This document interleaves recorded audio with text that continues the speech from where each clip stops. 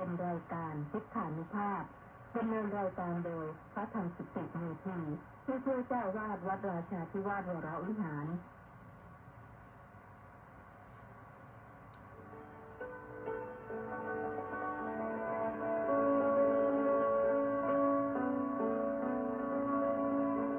ได้เวลามาฟังพุทธานุภาพเพื่อรับทราบพุทธธรรมคำสั่งสอนเสริมมงคลให้ชีวิตก่อนหลับนอนรอพักผ่อนสุขสบายกายใจเทิน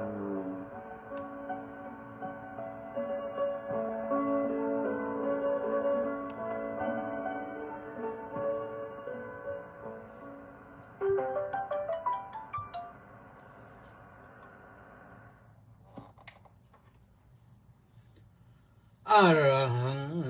สัมมาสัมพุทโธภะคะวาพุทธังภะคะวันตังอภิวาเทมิสวากขาโตภะคะวะตาธัมโมธัมมังนะมัสสามิสุปฏิปันโนภะคะวะโตสาวกสังโฆสังฆังนะมามิก็ถวายความนอบน้อมแด่พระรัตนตรัยขอคารวะพระเถรานุเถระเจริญสุขเจริญพรสวัสดีมายังท่านสาธุชนผู้ฟังทุกท่านวันจันทร์ที่22ธันวาคมพระพุทธศักราช2568ขึ้น3ค่ำเดือนนี้มันก็เดือนอ้ายนะเราก็ล่วงกันมาแล้วอีกไม่ถึง15วันก็จะไปถึงปีใหม่วันนี้ต้องขออนุโมทนากับมัคโคนาโมเมและ FC อีก678คนออนไลน์เข้ามาเป็นเบื้องต้นแล้วก็ขออนุโมทนากับคุณโยมวราพรอัฏฐสุขคุณโยมวนิชาก้อนรัตน์และคุณโยมสะอาดศรีสุขใสที่สมัครมาสวดมนต์ทำวัดแล้วก็ส่งท้ายปีเก่าต้อนรับปีใหม่กันแจ้งความประสงค์มาขอพักค้างที่วัดอนุโมทนาสาธุไม่พอนะนี่บอกว่าในเอกสารบอกว่าจองจำนวน4 ห้องอุบาสิกา4 คนแต่ว่ามีชื่อมา3 คนไม่แน่ว่าอีกคนหนึ่งมองไม่เห็นหรืออย่างไรดูแล้วก็มองไม่เห็นนะว่าจะเป็นใครเอ่ยเอากันว่า3 คนนี่อีกคนหนึ่งแจ้งมาด้วยก็แล้วกันว่าเป็นใครมากกว่านี้ก็ได้มั้งนะห้องนั้นพักได้สบายห้องนี่ปกติจะเป็นห้องโยมอุบาสิกาพักประจำอยู่ประจำซึ่งก็มีห้อง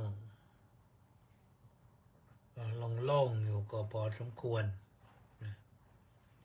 ราะฉะนั้นเชิญได้นะเชิญได้ มากกว่า3ก็ได้นะเอาละท่านสาธุชนทั้งหลายก็เปิดรายการขึ้นแล้วก็แจ้งบอกว่าทั้งที่ติดตามฟังทางวิทยุกองพลที่1รักษาพระองค์วิทยุเสียงธรรมจากชาวพุทธวิทยุพระพุทธศาสนาและสังคมทุกคลื่นแล้วก็ผู้ที่ติดตามชมทาง Facebook Live ที่กิตติเมธีก็ว่ากันเดี๋ยววันนี้จะว่าถึงเรื่องกรรมฐาน2 อย่างเตรียมตัวกรรมฐานนะเตรียมตัวเข้ากรรมฐานส่งท้ายปีเก่าต้อนรับปีใหม่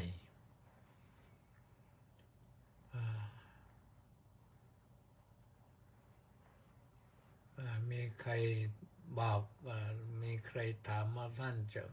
พอช่วยเมตตาได้ไหมก็ไม่ทราบว่าเป็นอะไรเมตตาอะไรยังไม่ทราบส่วนมัคโคนาโมเมนั้นบอกว่ากราบสาธุเจ้าค่ะตกลงว่าโยมที่จองห้องพักเหลือ3 คนเจ้าค่ะมี3 คนหาเพิ่มให้ได้4 คน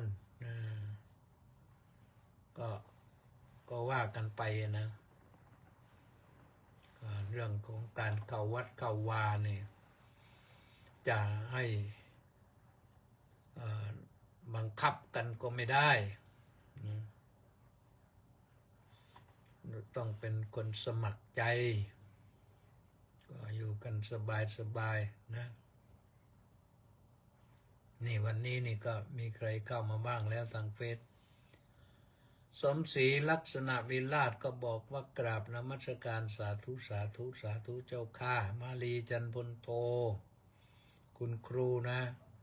ก็บอกว่าลงกราบนมัสการสาธุสาธุสาธุเจ้าข้าแล้วก็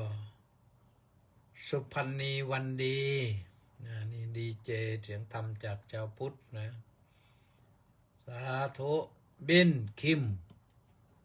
บอกว่ากราบนมัสการพระเดชพระคุณท่านเจ้าคุณอาจารย์ด้วยความเคารพอย่างสูงครับผมสาธุนะแม่ชีสมใจด่านน้อยนะสาธุสาธุสาธุสาธุเจ้าข้าสาธุนะท่านสาธุชนทั้งหลายวันนี้ไม่รู้ว่าจะสู้ไปได้ตลอดงานหรือเปล่าประชุมมา2 วันนะตั้งแต่8 โมงเช้ายัน5 โมงครึ่งตอนเย็นนะวันนี้ก็ประชุม2 งานหนึ่งก็ประชุมพระก็นั่งอยู่ในห้องนั่นแหละอีกงานหนึ่งก็ประชุมกรรมการส่งเสริมกิจการมหาวิทยาลัยราชภัฏสวนสุนันทาอันนี้เป็นออนไลน์มีตMWTมีตระบบมีตส่วนมากเราก็ใช้ระบบซูมแต่อันนี้ก็ใช้ระบบมีตก็ว่าไปได้เหมือนกันนะบินคิมบอกว่าวันนี้บางคลาอากาศดีครับมีต้นคลาเยอะสิส่วนท่านสว.กำพลภูมณีนั้นบอกว่ากราบนมัสการในวันจันทร์ที่22ครับผมเสียงบึ้มไม่ถึงบ้างนะแต่โน่นมันอยู่แถวอารันนนนะวันนี้ก็ปรากฏว่าญาติโยมก็บาดเจ็บไปหลายรายได้ข่าว โดนกระสุนปืนอะไรปืนใหญ่อะไรใหญ่ก็ปืนก็ใหญ่ยิงมา เราก็สงสัยว่าเครื่องบินเราที่บินโฉบไปถล่มบึ้มนี่ทำไมไม่ยิงทำลายไอ้รถยิงปืนใหญ่นี้ให้หมดนะM21 M23นี่ไปหยอดไข่ย้อนไข่บึ้มเดียวไปทั้งคันบึ้มเดียวไปทั้งคันเนี่ยเก็บไว้มันก็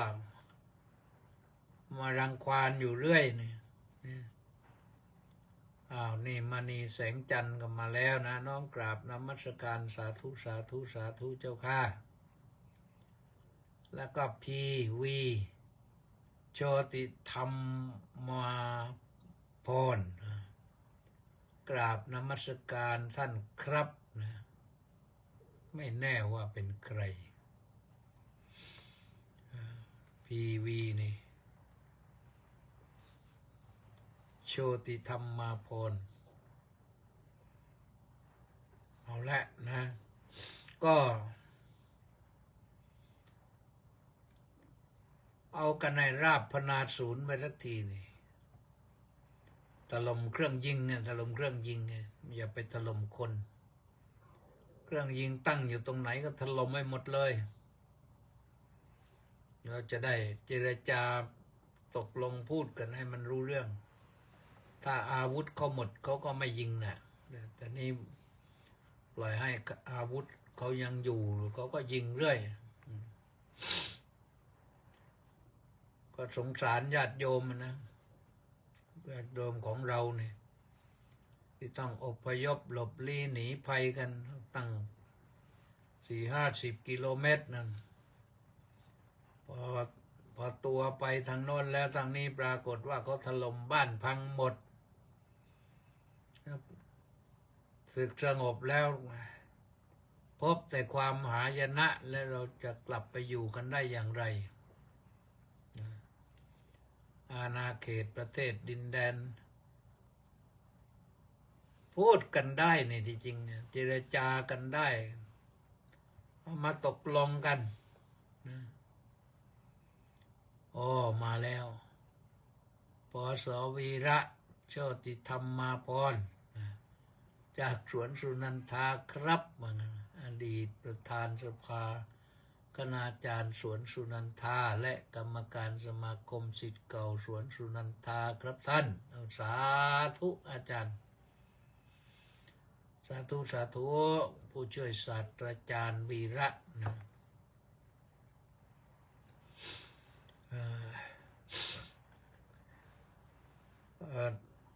สงสารนะสงสารคนที่ต้องเขาไม่มีทางสู้คนไม่มีทางสู้มีอย่างเดียวก็ทางบ้านเมืองบอกให้หลบก่อนก็ต้องไปแล้วอพยพมันครั้งแล้วครั้งเล่าไปตั้ง40-50 กิโลเมตรเพื่อปลอดจากกระสุนก็นึกถึงเราจะต้องอพยพอยู่อย่างนี้ก็ลำบากนะก็ทุกคนเนี่ยอยากให้แก้ปัญหาให้มันเสร็จสับแล้วก็จะเจรจาก็เจรจากันไปลุยไปถึงพนมเปญไปเจรจากันหัวหน้าก็อยู่ตรงไหนตามไป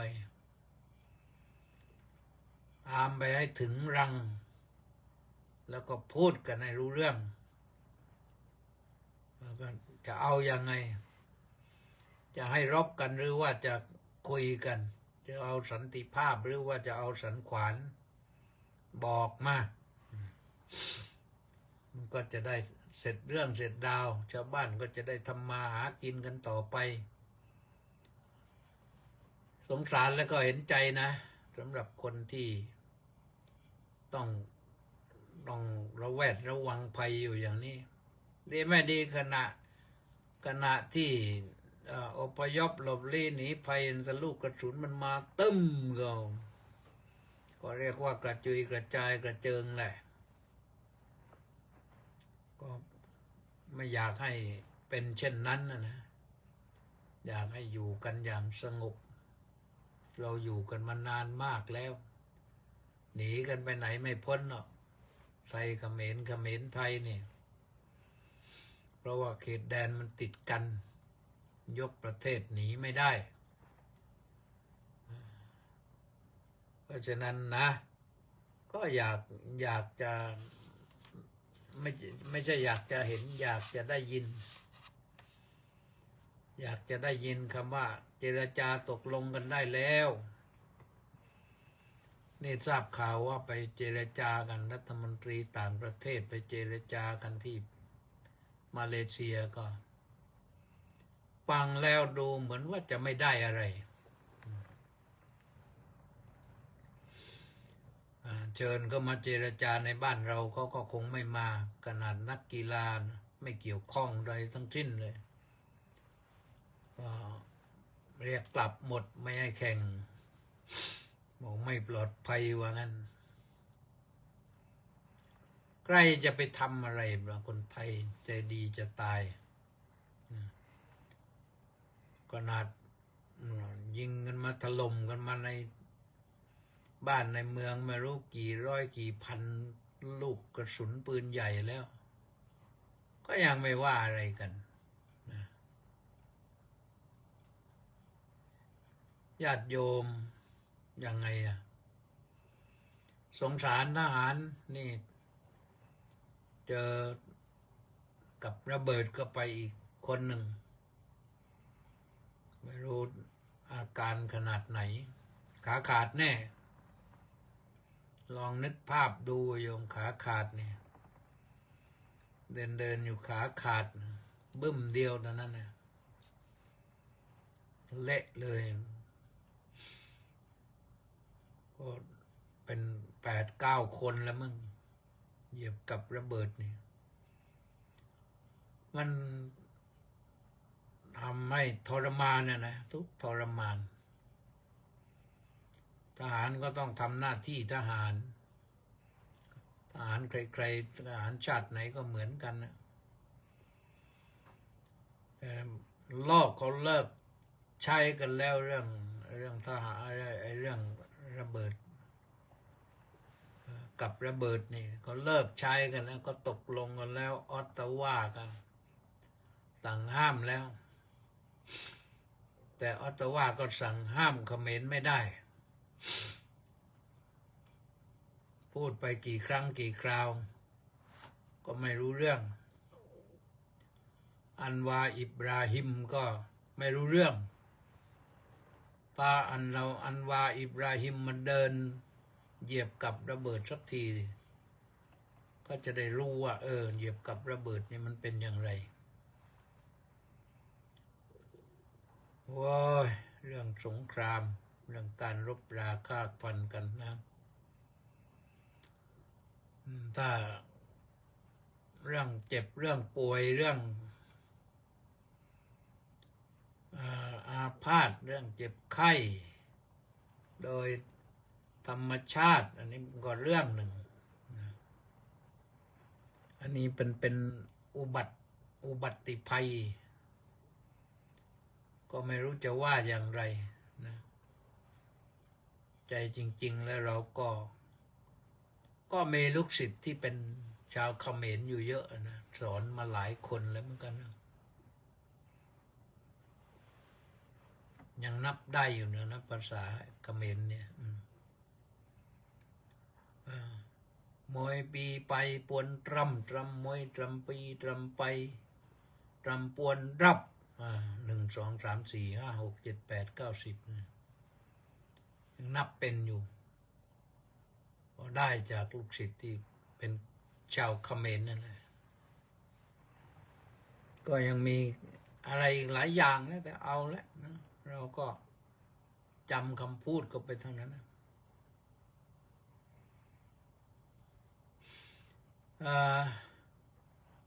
วันนี้จะมาพูดถึงเรื่องกรรมฐานนะเรื่องกรรมฐาน กรรมฐานหรือกรรมัฏฐานก็ได้ ถ้าเป็นภาษาบาลีนี่ท่านจะใช้คำว่ากรรมัฏฐาน ไม่อานากาศตอประตักหลังมอมาแต่อาจจะเขียนเป็นกอไก่มอมาจุดใต้แล้วก็มอมาแล้วก็ตอประตักจุดใต้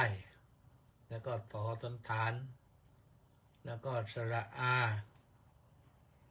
แล้วก็นอหนูเป็นนิกหิตนิกหิตก็จุดกลมๆอยู่ข้างบนเป็นท่านั่งกรรมัฏท่านั่งพอเรามาเขียนเป็นไทยก็เขียนเป็นกรรมฐาน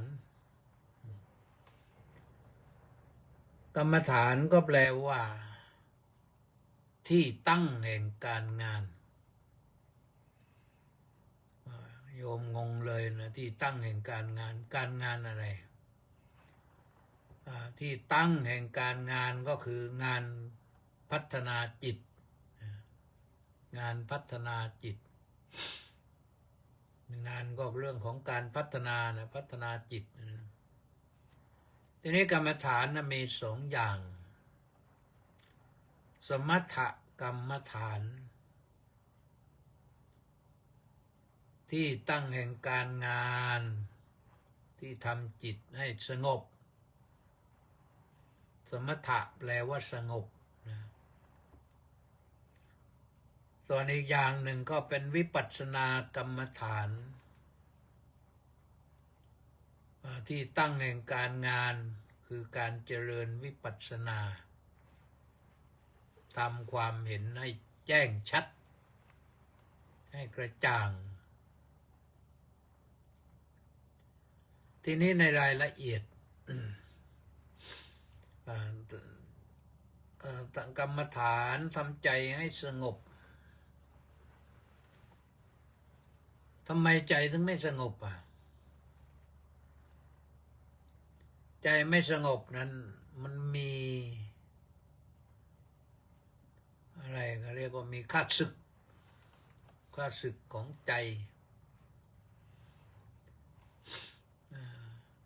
ข้าศึกอันดับแรกก็คือกามฉันทะนึกถึงกามอันนี้เป็นได้ทั้งพระทั้งฆราวาสนะนึกถึงกามเนี่ยกามก็คือความใคร่ความอยากได้ความต้องการความกระสันความอยากเสพอยากซ่องเสพไม่ว่าอะไรทั้งนั้นอยากซ่องเสพทางตาก็มีอยากซ่องเสพทางหูก็มีคืออยากดูอยากฟังอยากซ่องเสพทางจมูกก็คืออยากดมกลิ่นอยากซ่องเสพทางปากก็คืออยากลิ้มชิมรสอยากซ่องเสพทางกายก็คืออยากได้สัมผัสเย็นร้อนอ่อนแข็งที่ชอบที่พอใจแล้วก็อยากซ่องเสพทางใจอย่างเดียวใจคิดถึงอยู่ใกล้ไม่เป็นไรแต่พอห่างไกลใจมันคิดถึงอยู่ใกล้ไม่มีอะไรห่างไกลใจมันคิดถึงหรือบางครั้งบางทีนี่อยู่ใกล้มองหน้ากันไม่ได้แต่ว่าห่างไกลใจมันคิดถึงอย่างนี้นี่เรียกว่ากามเป็นเรียกว่ากามฉันทะการสงบนั้นต้องสงบจากกามฉันทะคือความรักใคร่ความพอใจในกามประการที่สองก็คือพยาบาทก็คือพยาบาทความอาฆาตเกลียดแค้นอยู่ในใจ มันเครียดแค้นอยู่นั่นแหละ นึกขึ้นมาแล้วโอ้โหมันของขึ้นทรมานเลยของขึ้น มันหงุดหงิดมันร้อน อยากจะไปตบหน้า อยากจะไปตีหัว อยากจะไปซัดไอ้ตุงไปเลยนะ เนื่องจากว่า ได้ประสบพบเจอกันมาก่อนและขัดใจกัน ขัดใจกันก็อาฆาตเกลียดแค้นตกลงกันไม่ได้ตกลงกันไม่ได้ก็อาฆาตทีนี้พยาบาทได้แก้แค้นแล้วก็ยังพยาบาทต่อผูกเรียกว่าผูกโกรธก็ได้พยาบาทนี่ผูกโกรธไว้ผูกไว้แล้วจิตใจมันก็ร้อนนะมันหงุดหงิดได้ตบหน้าทีหนึ่งแล้วมันไม่พอนึกกลับถึงบ้านแล้วอยากจะตบอีกทำนองนั้นนะคนอินเดียนี่เขาก็ลักษณะคล้ายๆอย่างนี้นะเวลาเขาด่ากันเนี่ยโอ้ยด่าลั่นทั้งทุ่งเลยเดินเข้าไปหากันเรานึกว่าเขาจะตะลุมบอลกันอย่างจังแล้วที่ไหนได้พอกลับมาพอไปถึงกันเขาก็ปรากฏแล้วก็ผลักอกกันทีสองทีแล้วก็หันหลังกลับต่างคนต่างหันหลังกลับหันหลังกลับแล้วก็เดินไปสักเส้นสองเส้นพอตะโกนได้ยินหันกลับมาเห็นเอาอีกด่าอีกได้ไปเห็นตัวอย่างชัดที่หน้าเมืองเวสาลีหน้าปราสาท700 ยอดของเจ้าลิชวีนะก็เดินไปเดินมากันอยู่อย่างนั้นนะเราก็ดูไปดูมาก็อ้าวไม่มีอะไร ก็เลยปล่อยให้เขาด่ากันเราไม่ดูแล้วมันอะไรมันกระตุกมันร้อนขึ้นมาในใจพอออกห่างไกลด่ากันได้ยินกลับเข้าไปอีกนะแต่ถ้าคนไทยไม่ได้นะอย่างนั้นบางทีไม่พูดไม่จาไม่ด่าตบเลยลงโทษกันเลยใช้มือนี่ท่านใช้คำภาษาบาลีใช้คำว่าประหารนะภิกษุประหารภิกษุนี่ไม่ใช่ฆ่านะหมายถึงการทุบการตบตีโยปนะภิกขุปหารังระเดยยะปาจิตยังโยปนะภิกขุภิกขุสัพปหารังระเดยยะปาจิตยังภิกษุให้ประหารซึ่งภิกษุต้องอาบัติปาจิตตีไม่ใช่ต้องปาราชิกนะต้องปาจิตตีประหารอย่างนี้ก็คือการทุบตี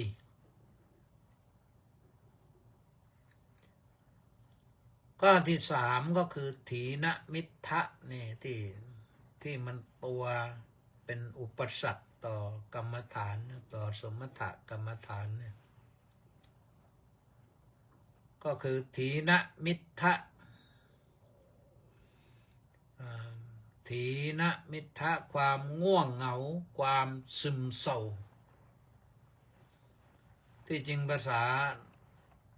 ฮินดีนะถ้าภาษาฮินดีนี่มิทธะเนี่ยแปลว่าหวานนะ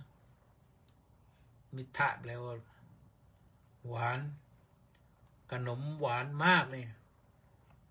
มหุตมิทธะหวานมาก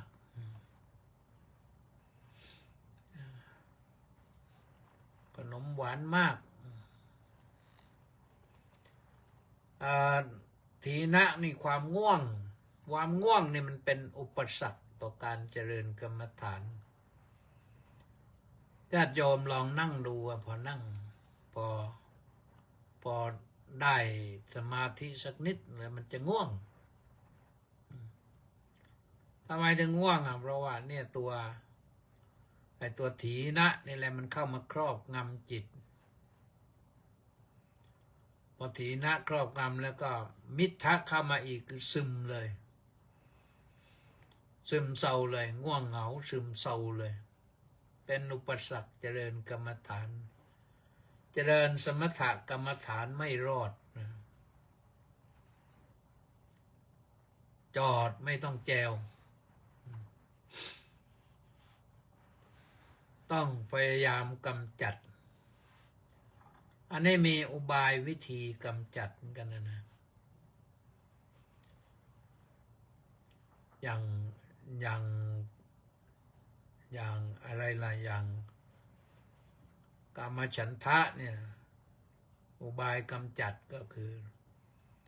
ตอนไหนพิจารณาถึงอสุภกรรมฐานเลยนึกพอนึกมันที่เราเป็นอย่างนั้นก็เนื่องจากว่า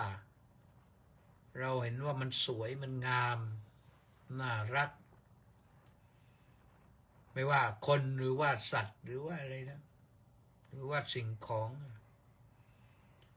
เห็นความสวยความงามและน่ารักต้องเจริญอสุภกรรมฐาน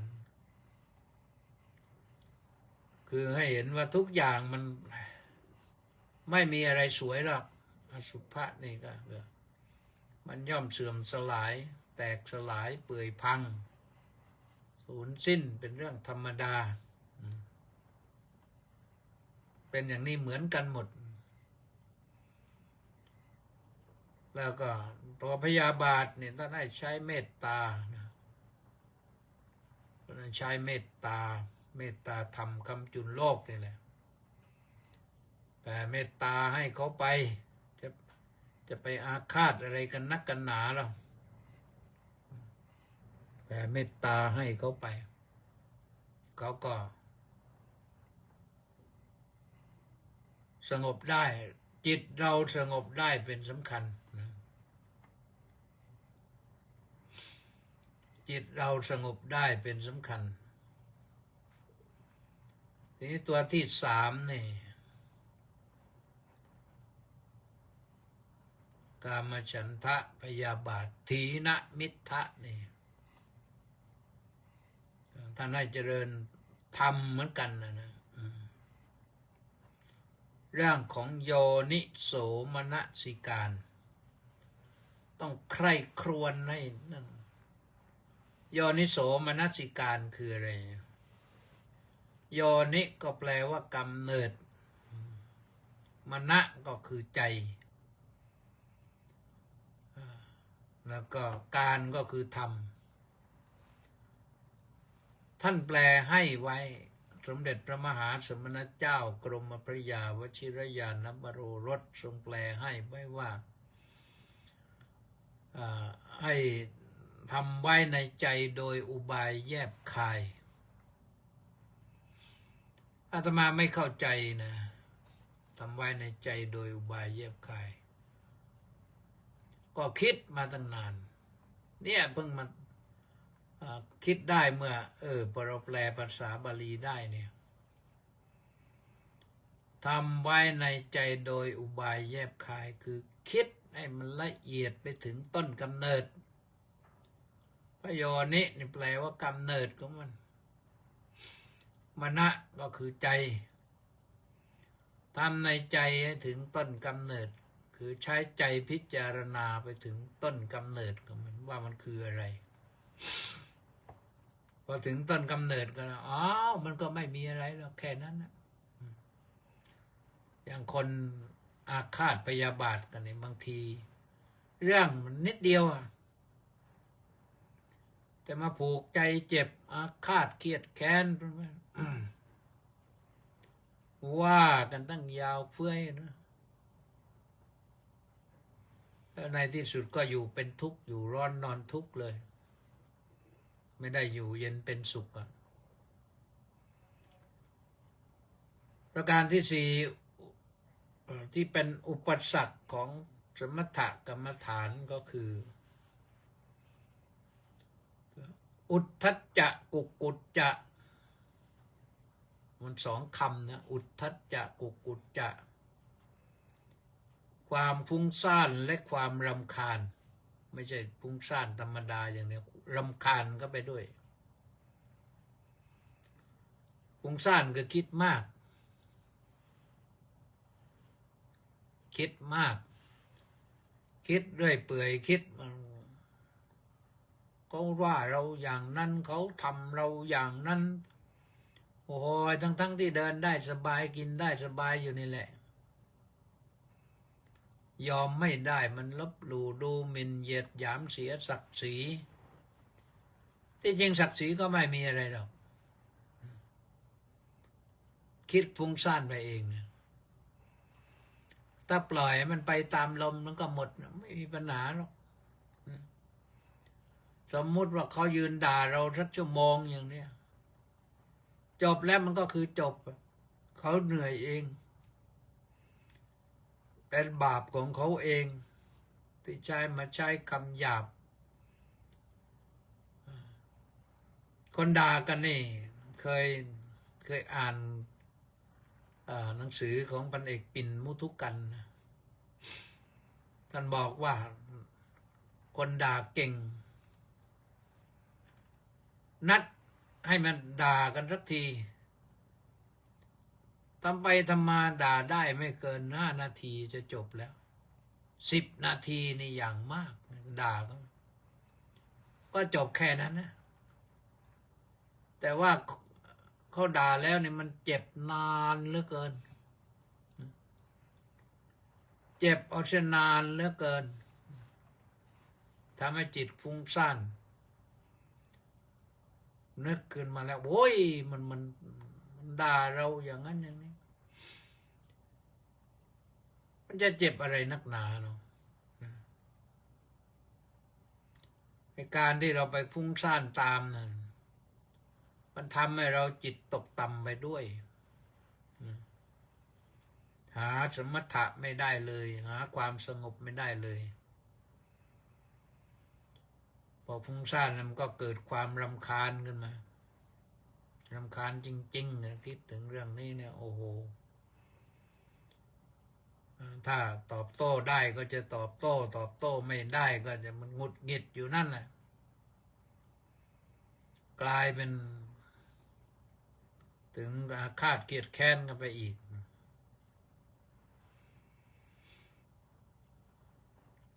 หรือฟุ้งซ่านเพราะเรื่องสิ่งที่ว่ามันน่ารัก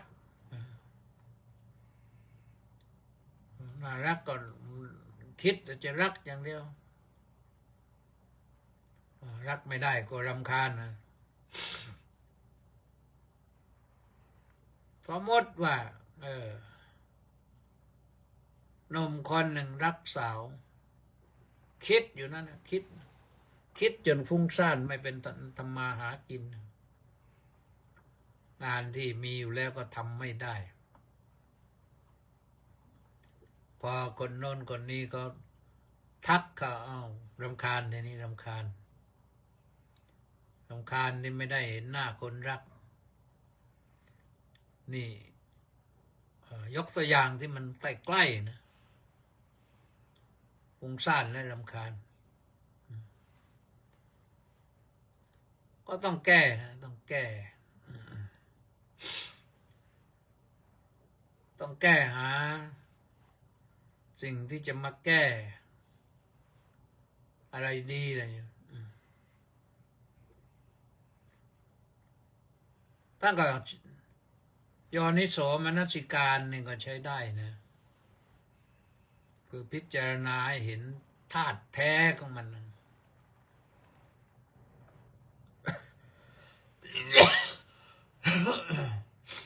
ก็แก้ได้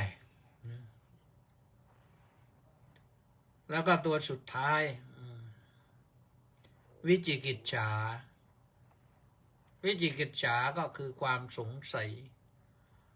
ลังเลสงสัย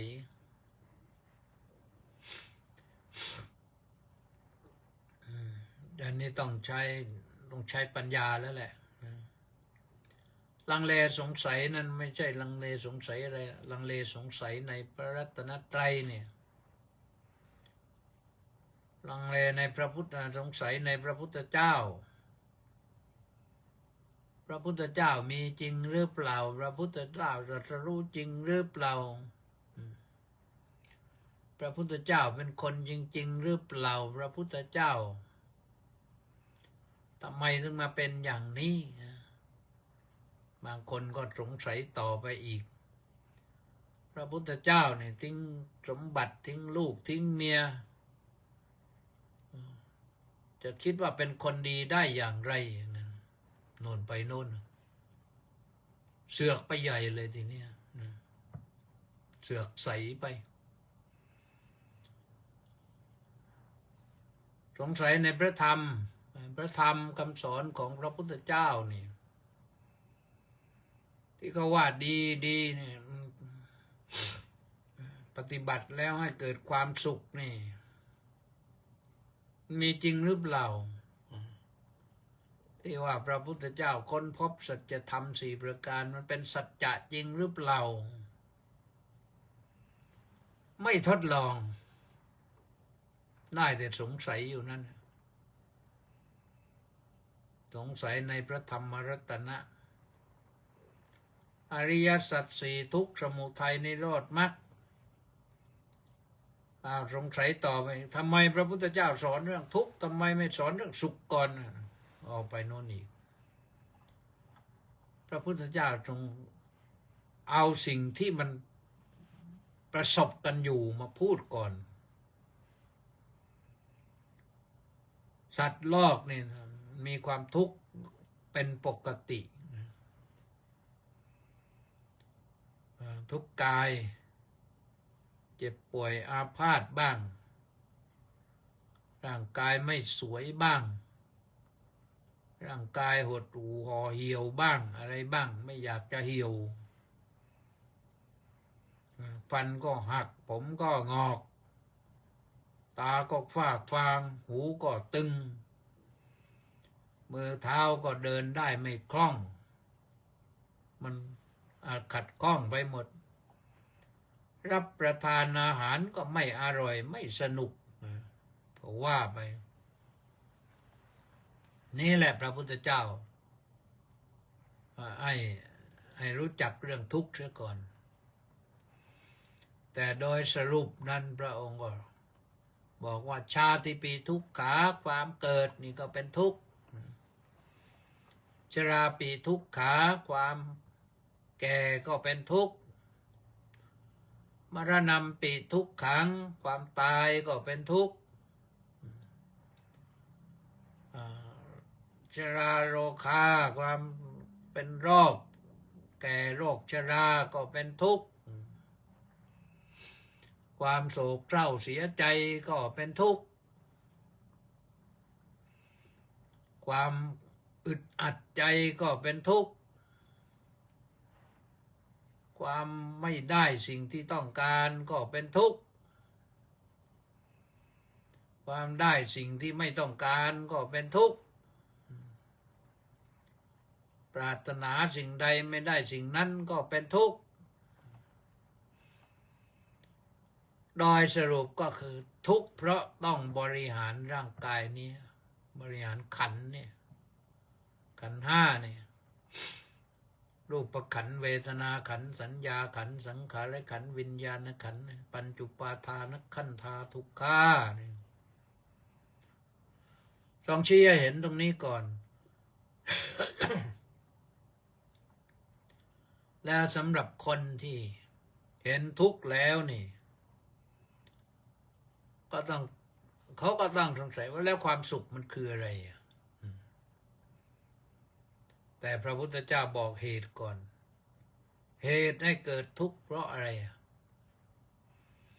เหตุให้เกิดทุกข์เหล่านี้ทุกข์ทั้งหลายทั้งปวงนี่ทุกข์จังธรรมดาทุกข์108ที่ชายเมืองสิงห์ก็มาร้องเพลงนี่โอ้ยกลัวแล้วตายแล้วกลัวแล้วตายแล้วกลัวแล้วเจ้าข้านะ เป็นทุกข์เหลือเกิน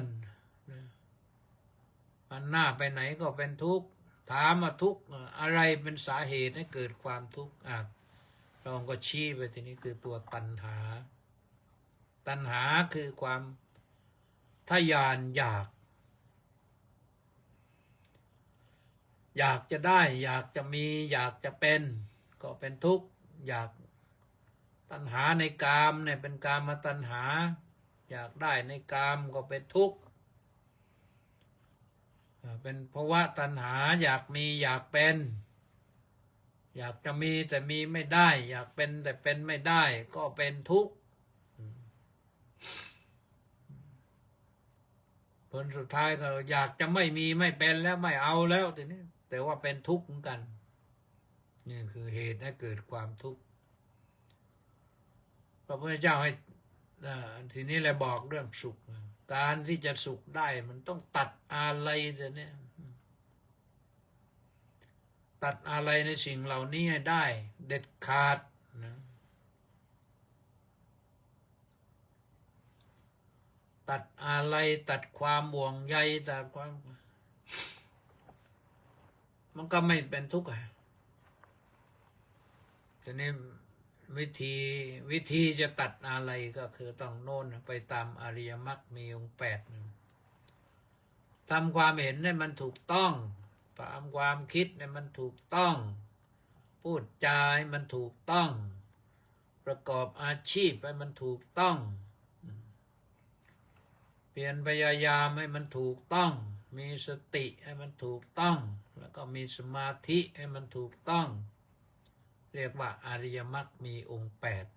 8นั่นแหละจะไปได้ถ้าถามว่ามันยากไหมยาก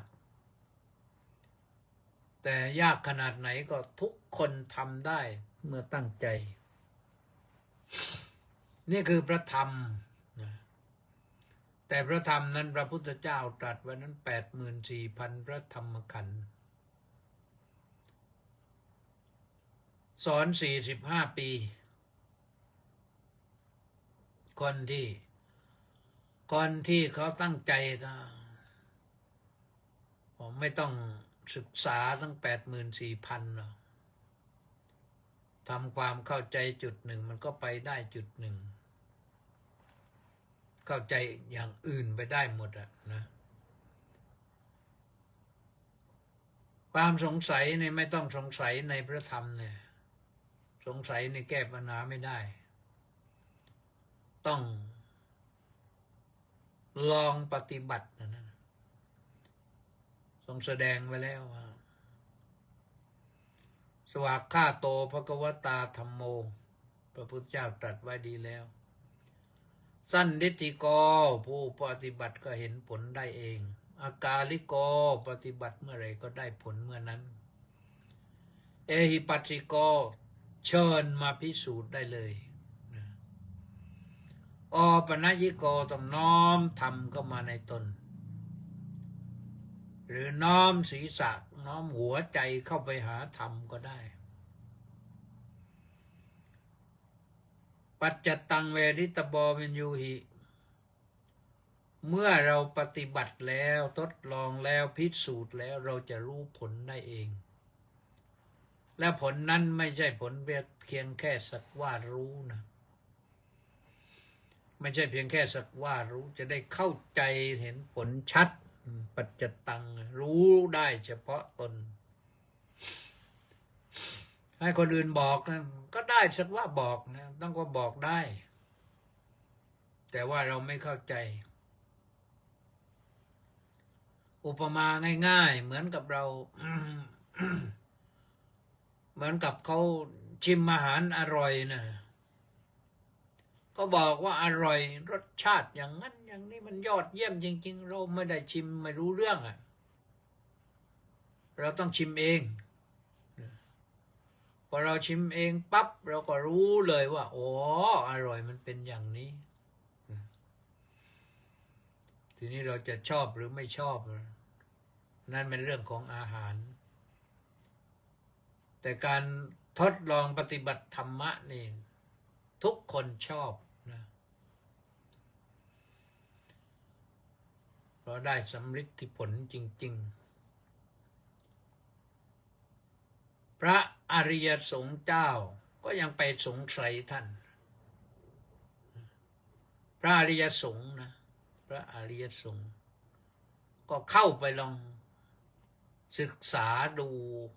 ที่เราสวดกันนี่สุปฏิปันโนภควโตสาวกสังโฆอุจุปฏิปันโนภควโตสาวกสังโฆเป็นต้นนะนั่นแหละคือพระอริยสงฆ์ท่านเดินตามรอยพระพุทธเจ้าแล้วก็สามารถที่จะบรรลุธรรมได้นะพระอริยสงฆ์เพราะฉะนั้นท่านผู้เจริญกรรมฐานต้องเข้าใจเรื่องเหล่านี้เพื่อจะตัดความสงสัยได้ถ้าไม่ตัดความสงสัยเราก็ยังติดแงกอยู่ตรงนั้นแหละนะไปไหนไม่รอดก็ยังสงสัยอยู่นั่นแหละถ้าเราพิจารณาไปอย่างนี้จิตของเราก็สงบนะทำไมมาวันนี้ยังไม่ได้ขึ้นวิปัสสนากรรมฐานพรุ่งนี้ค่อยว่ากันเลยกันนะหมดเวลาแล้วก็ขออนุโมทนาสาธุกับผู้ที่ติดตามสดับรับฟังนะก็ลองดูมีใครบ้างเมื่อตะกี้เอาแปะนันทิการน้อมกราบนมัสการสาธุสาธุสาธุเจ้าค่ะสาธุสฤทธิ์พงษ์เทศบำรุงสาธุครับพระอาจารย์สาธุทองใสราชโคตรน้อมกราบนมัสการหลวงพ่อเจ้าคุณก็รับสาธุสาธุสาธุสาธุนะประสานเรืองดิษฐ์กราบนมัสการสาธุสาธุสาธุสาธุต้าสิทธิมงคลนมัสการสาธุครับสาธุเจโสกราบนมัสการเจ้าค่ะสาธุเนื่องจากว่าวันนี้เน็ตไม่ค่อยดีนะต้องมาแก้ไขกันนิดหน่อยช่วงนี้แปลกๆอยู่เน็ตมันไม่ดีก็ไม่รู้เพราะอะไรนะก็ขออนุโมทนาสาธุการที่ติดตามสดับรับฟังกันนะแต่รู้สึกว่าสมาชิกจะเข้ามาน้อยเพราะคงหลงนะหลงทางหรือเปล่าไม่รู้เอาแหละวันนี้ก็ลากันไว้เท่านี้ขอความสุขความสวัสดีความเจริญในธรรมของพระสัมมาสัมพุทธเจ้าจงมีแด่ทุกท่านสิทธมัตถุสิทธมัตถุสิทธมัตถุอิดังพลังเอตัสมิงรัตนัตยัสมิงสัมปัสสาดนาเจตโสสัพพโรควินิมุตโตสัพพสันตาภวัชชิโตสัพพเวรมติกันโตนิบุตโตจตุวังภวะสัพพิติโยวิวัชชันโตสาธุนะลากันตอนนี้สวัสดี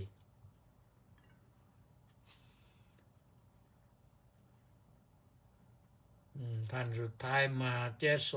กราบนมัสการเจ้าค่ะสาธุ